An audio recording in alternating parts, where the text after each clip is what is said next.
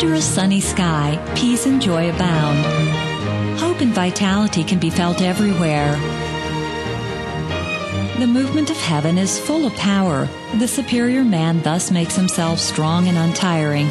We devote ourselves to sowing seeds over this land and caring for it carefully so that it will not be harmed and can prosper and generate a bountiful harvest.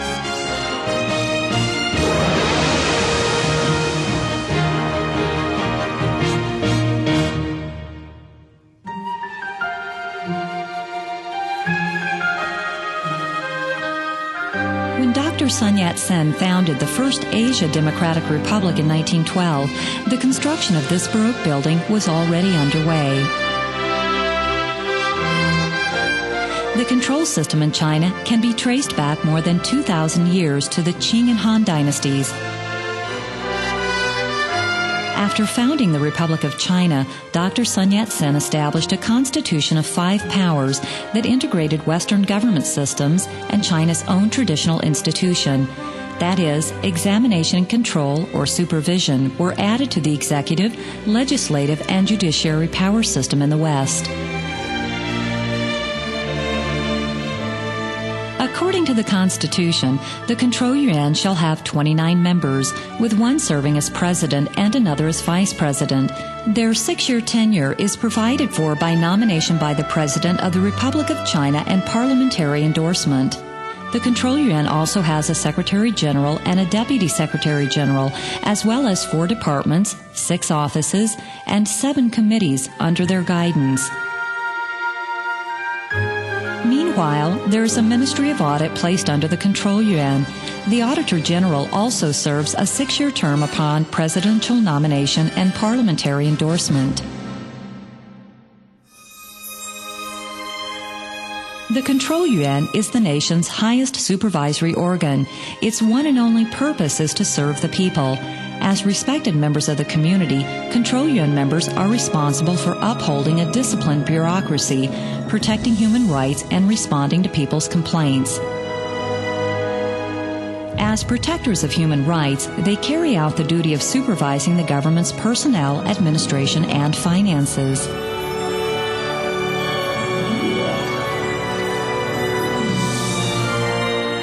While the Constitution has clearly laid down defined guidelines for the Control Yuan, what is it exactly that it can do for the people? First, conduct investigations of public functionaries for alleged violations of the law and dereliction, undertake impeachment, censure, and other corrective measures. Acceptance of people's petitions. The Control Yuan is supposed to accept people's written complaints charging violations or dereliction on the part of public functionaries and take whatever actions are warranted. Investigation. Based on people's petitions or media reports, Control Yuan members may take the initiative to launch an investigation. Impeachment. Control Yuan members may initiate an impeachment of any public functionary determined to have neglected their duty or violated the law. Censure. A Control Yuan member may file a written censure against a civil servant if the investigation determines that suspension from office or other immediate action is required due to dereliction or violation of the law. Corrective measures. The Control Yuan may propose corrective measures to administrative agencies for improving their work or facilities.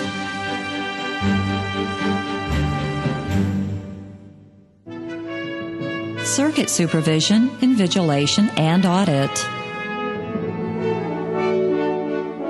Circuit supervision. It can be divided into central and local levels. These activities are carried out to understand public concerns and supervise government practices. Invigilation. Control Yuan members are assigned to watch over examinations held by the Examination Yuan. Audit. The financial accounts of central and local governments are subject to auditing by the Ministry of Audit and its subordinate units. Further, the Control Yuan enforces sunshine laws designed to ensure the integrity and impartiality of public functionaries during their tenure and when they perform their duties, including assets disclosures by public functionaries, the public functionaries' conflict of interest prevention, and political contributions. Acceptance of public functionaries' assets disclosures. Public functionaries from the president of the ROC to township administrators and local representatives are required to report their assets to the Control Yuan. The Control Yuan accepts applications for handling the results of investigation of interest prevention cases of public functionaries and decides on penalties when warranted. It also accepts applications for setting up exclusive accounts for collecting political contributions and accepts submissions of pertinent accounting reports. From the functions and powers mentioned above, it is clear that the Control Yuan members directly serve the community in a humanistic spirit. They independently perform their duties to uphold human rights. Although Taiwan has prospered economically over half the century, the young democracy is now on the threshold of moving into the next stage of transformation. It remains a necessity for the Control Yuan and the people alike to keep an eye on how the government carries out its administration. In the hustle and bustle surroundings, this building appears even more solemn. More than just an architectural heritage, it is above all a guardian of the people. The sole mission of the Control Yuan is to nurture a harmonious society where people have little to complain about, and our future generations can thus flourish in an environment of fairness and justice.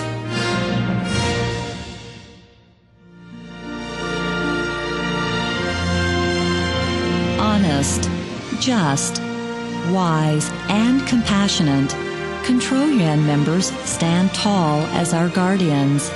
Day in, day out, they will keep watch over us. As the people learn more about the Control Yuan, the people can rely on this yuan to protect their rights.